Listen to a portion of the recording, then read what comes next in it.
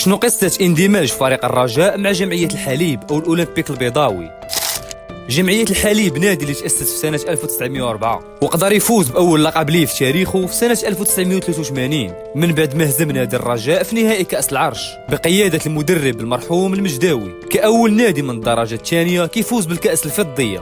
جمعية الحليب كانت تابعة لمجموعة أونا اللي كان كيترأسها آنذاك فؤاد الفيلالي، هذا الأخير اللي ما كانش عنده دراية بتاتا بكرة القدم. في أواخر الثمانينات وبداية التسعينات غادي يتم تغيير اسم النادي من جمعية الحليب إلى الأولمبيك البيضاوي بضغط من الجامعة الملكية. جمعية الحليب قدر يحقق العديد من الألقاب والإنجازات، من بينها 3 الألقاب من كأس العرش، 3 الألقاب من كأس العرب، ولقب البطولة الوطنية سنة 1994 اللي غادي يكون للأسف آخر موسم للأولمبيك.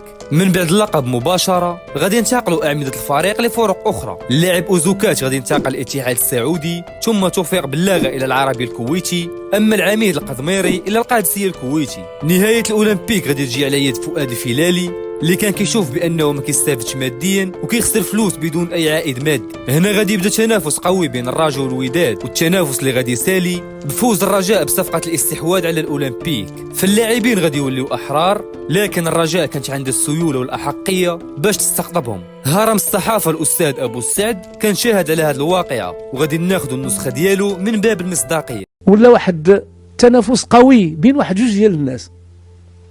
الحاج عبد اللطيف العسكري الله يرحمه اللي كان تيبغي الرجاء وكان تيدفع باش تمشي، وكان ايضا واحد الراجل من الموظفين من بيضاوه ديال الدار البيضاء عبد السلام بنيس، كان تا هو من الموظفين ديال لوينا. هذاك كان تيتحرك باش يمكن هذه الصفقه هذه تدوز وتاخذها الوداد. علاش لا؟